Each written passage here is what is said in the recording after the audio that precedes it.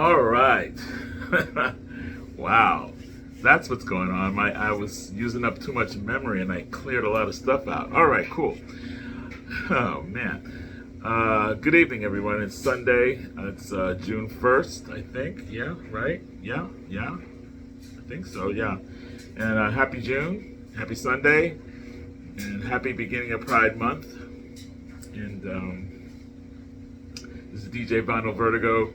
And I'm just going to share with you a few records that I've been listening to over this weekend while I've been cleaning, doing stuff, filling out applications for stuff, and just getting a lot of busy work done.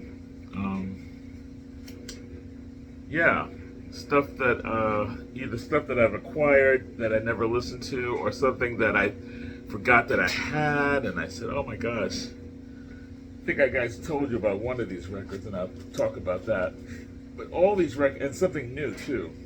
So it's kind of like it's the music stupid kind of thing. Kind of like that, but it's not really. This record I picked up the day that I went to the few weeks back when I went to the record show. But I got this before I went to the record show. I went to a yard sale where this guy was selling all these records for $1. And I got this double record. I think I showed this before. The Roots of Rock and Roll. It includes artists like the Ravens, the Robins, Little Esther, Johnny Otis, Nappy Brown, Big Maybelle, Hal, Cornbread Singer, Paul Hucklebuck Williams, and others. The Savoy Sessions. This is a killer record. When I first put it on, I didn't clean it, which was a mistake, and it didn't sound very good, the first two tracks, and I took it off right away and go, oh, I forgot to clean this. So I cleaned it. It sounded so much better. The sound quality is pretty decent on this. Just want to read this to you real quick. Everything is rock and roll in 1977. It's either, I guess that's when this came out, yeah. On Arista originally, I guess. Maybe, yeah. It's either soft rock or jazz rock or acid rock or any of the seemingly 57 varieties. Cute. Yet it wasn't always that way. At the same time some of the recordings in this collection were first issued, it was race music. A little later it became rhythm and blues, and by the time Alan Freed popularized the term rock and roll, the music had a following. But make no mistake, those of you who may think that rock began with Elvis, or I'm not saying this, it says it here, or God Help Us, the Beatles. Sorry, Magic. The music Alan Freed was talking about already had its own identity.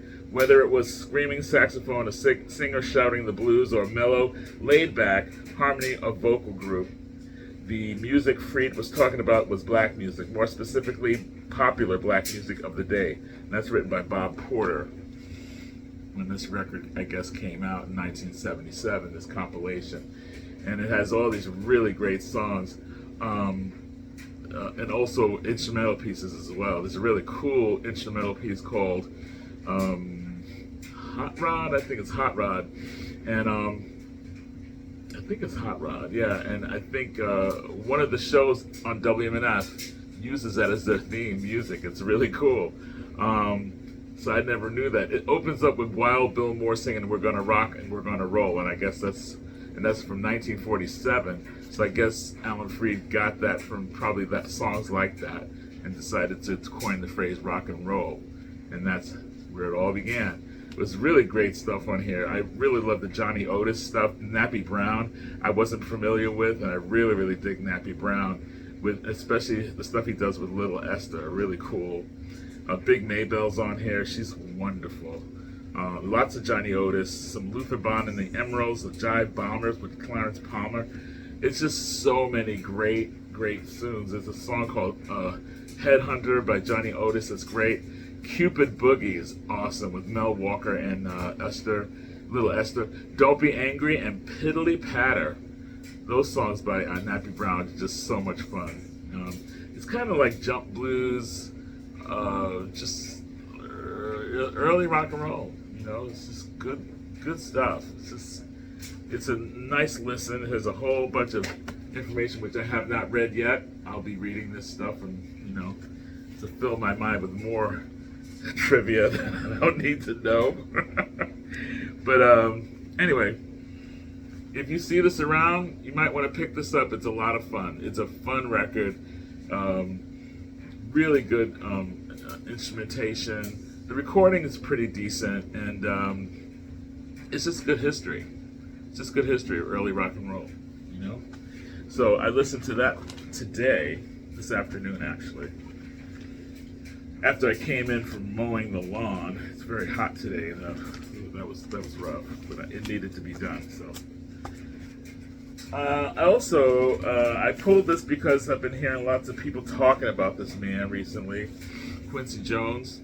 You know, with the whole P. Diddy thing, I've been hearing his name pop up a lot with that, and I'm like, why? Like, leave Quincy out of all that crap.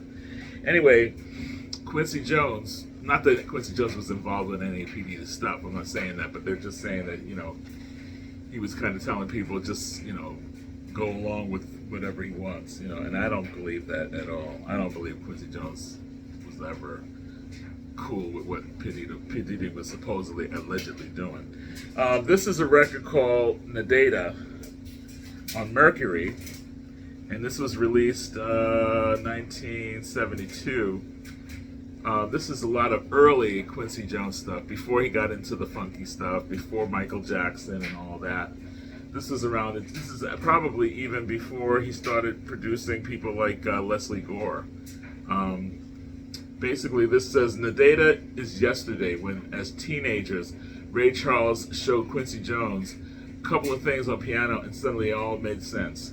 When Quincy played the Boston strip joints at night and studied at Berklee School of Music during the day, when at 17, Quincy did some arrangements for jazz musician Oscar Pettiford. When Quincy did his first film score for The Pawnbroker, Nadata, A Time Spent Shaping a Giant.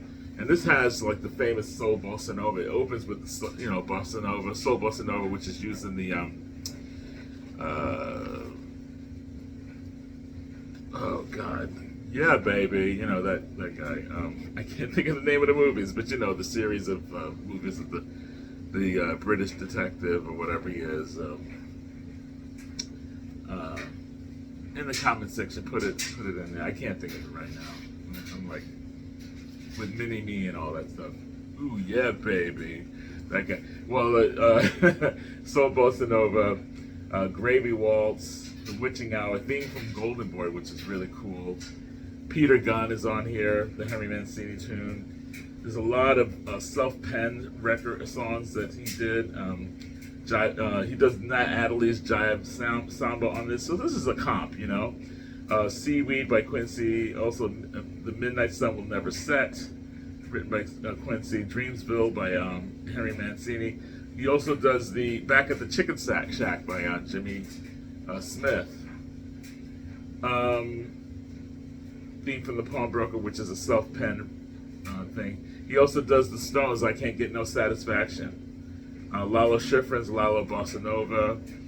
So it's a nice mix of things. Airmail Special by Charlie Christian.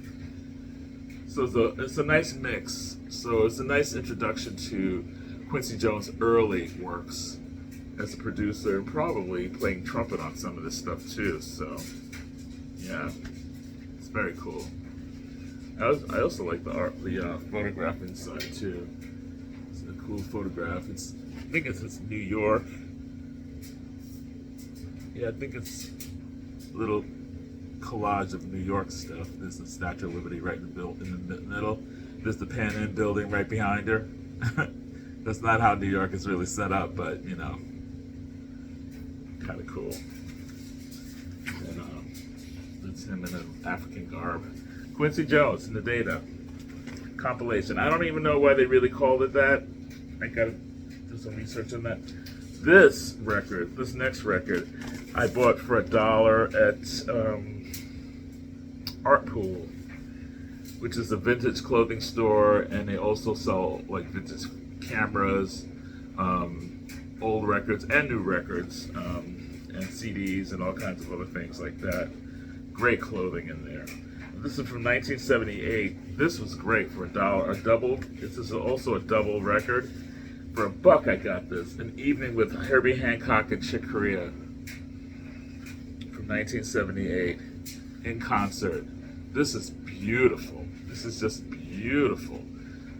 It's just a few tracks on here. Side 1 is Someday My Prince Will Come and Liza. Side 2 is Button Up. Side 3 is February Moment. And then side 4 is Maiden Voyage and La Fiesta. And the two of them playing piano is just heaven. It's just heavenly. I love it so much. Yeah, it's really great. And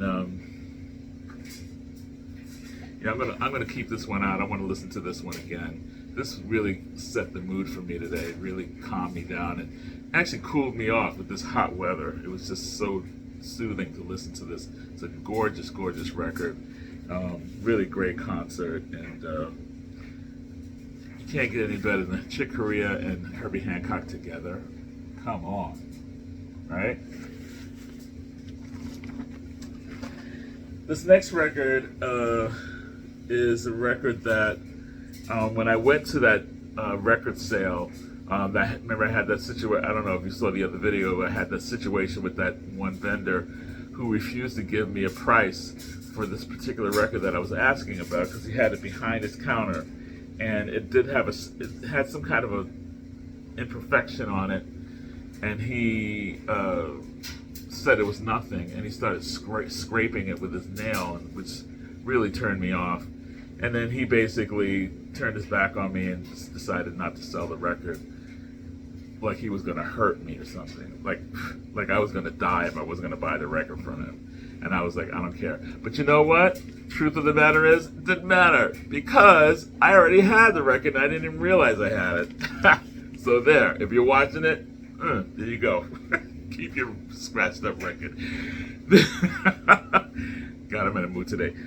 This is Minnie Riperton. That was the record that he was holding away from me and saying he wasn't going to sell it right then and there. Don't care. I have it already. This is a great record. This is one of her best, I think. Adventures in Paradise. It's just a remarkable record. It shows her off at her best vocally. That's actually a real lion sitting next to her. And I think this lion was declawed and I think defanged or whatever, I don't know. But she said that when they were doing the photo shoot, there was another lion. I guess they did a couple of days of photo shoot with this lion, and the next day or one of the days, they used a different lion and she didn't know, and that other lion didn't know her or was not used to her or whatever, and it went to attack her. So this is the, I think this was the calm lion, I don't know. But yeah, she jumped out of the chair just in time not to get bitten or whatever. Very interesting story about the making of the cover of this record. But Adventures in Paradise, this has the hit on here, the big song on here was Baby This Love I Had was the opening tune. Adventures in Paradise was big. But another song that she did, and people kind of misunderstood the song, Inside My Love, which is incredible. She holds this note, this high, I guess it's a high C or whatever. She holds it for like almost a full minute. Well, almost a full minute, yeah. It's just incredible. What strength she had as a vocalist was just unbelievable. This is from 1975, produced by Stuart Levine, Minnie Riperton, and her husband Richard Rudolph, who was her, basically, they wrote songs together.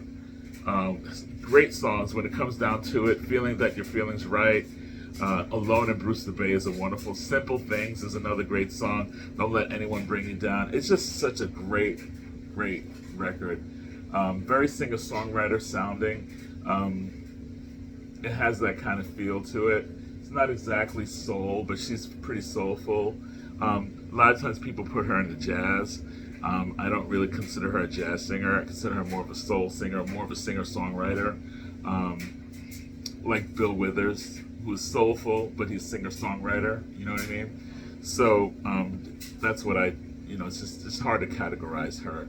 But we lost her way too soon. Minnie Riperton, Adventures in Paradise. You ever see this around? You can get this pretty cheaply, pretty much anywhere, I believe. It's fabulous. This is the record to pick up. And also her earlier stuff, her really early stuff is really good. And the Rotary Connection stuff that she's done with the band, the Rotary Connection, really good stuff. Finally, I think I showed this before, but I hadn't listened to it the whole thing. But now I have listened to it. It is so good. I've been talking about bands that I really love, like the Delvon Lamar Trio, Orgone, Lettuce, Surefire Orchestra, Ghost Note, Motet, Snarky Puppy, Galactic, all those kind of funky, jammy bands. So good. They harken back to the days of early Earth, Wind and Fire, or early Ohio Players. They give you that real musicianship along with funk. I mean, just really good stuff. This band, I'm just starting to check them out. They have a lot of records, and I didn't realize that, but I just bought one of them. I've actually heard them on Coal Mine's latest compilation, which is Soul Slabs, and they have a song on that compilation, and I was blown away by them. So I went out and tried to find something by them, and I found this it's a band called Dr. Bionic. Ooh, that was my dryer. Dr. Bionic, and this is called Tune In, and it has some like Yiddish stuff down here. I don't know what that's really about, but I have to do a little bit more research on this. This is really good, and I believe this band is probably from Ohio, because it seems like this was created in Ohio. It's on Chieftain Records, mastered by Duncan Stansbury. Recorded, produced, and mixed by Grimaz, something like that. But I'm not even going to say the names of the tracks, but there's 8 tracks on each side, and it says Chapter 2 of the Terrestrial Radio Series, whatever that means. I got to learn what this is all about. This band is really quirky. You know, their album covers are pretty quirky and stuff, but the musicianship on this is just killer. If you like a really tight band that's really funky, you know, you like Soul Live, Galactic, Lettuce, like all those bands that I just listed, you can add this on to your little list of bands that you will really fall in love with. These guys kill. It's so good. There's drums, keys, guitar, saxophone, of course. Just smoking band, just smoking hot. Every track is really, really good. Once I get to know them a little bit better, I'll talk about the songs. But I mean, some of the titles I'll give you some of the titles, like Illusions, Eternal Cosmos, Colonized Island, Radio Telepathy, things like that. Just good stuff. I've been listening to really great music this weekend, and I'm really happy. And I'm going to keep pulling. I'm pulling stuff to make sure that I want to keep stuff, and so far there's nothing that I really want to get rid of. I found that I've had duplicates of things, so I've been pulling the duplicates out and keeping the best copy, and just taking the other ones, putting them together so I can sell them or whatever. So that's what I'm going to do. I need to make room. So, and before I had Discogs, I would make mistakes and buy another copy, and it was like, I have 3 copies of this. How do I have 3 copies of this? So that's not happening anymore, because I keep my Discogs, obviously on my phone. The Discogs, I'm looking things up on my phone, and then I know whether or not I already have purchased it, and I even know what condition it's in, so that way I know, am I upgrading it? If this is not an upgrade, I'm not getting it. And it's as simple as that. If I don't need an upgrade, I don't need to get another copy. And that's as far as it's going to go, because the duplicates just add to more clutter, and I'm getting rid of clutter. So I'm going to keep listening to records and seeing what I'm going to keep and what I'm not going to keep.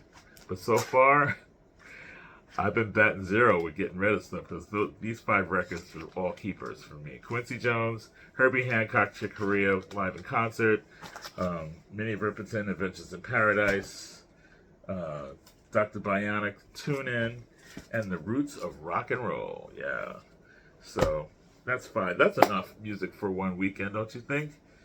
Especially when you have other things to do. Anyway, back to work tomorrow, and seems like I'm gonna have a busy day. So maybe I'll see you guys on Tuesday during the Wax stream, and have a good night. Keep listening to great music. I know I am. Take care.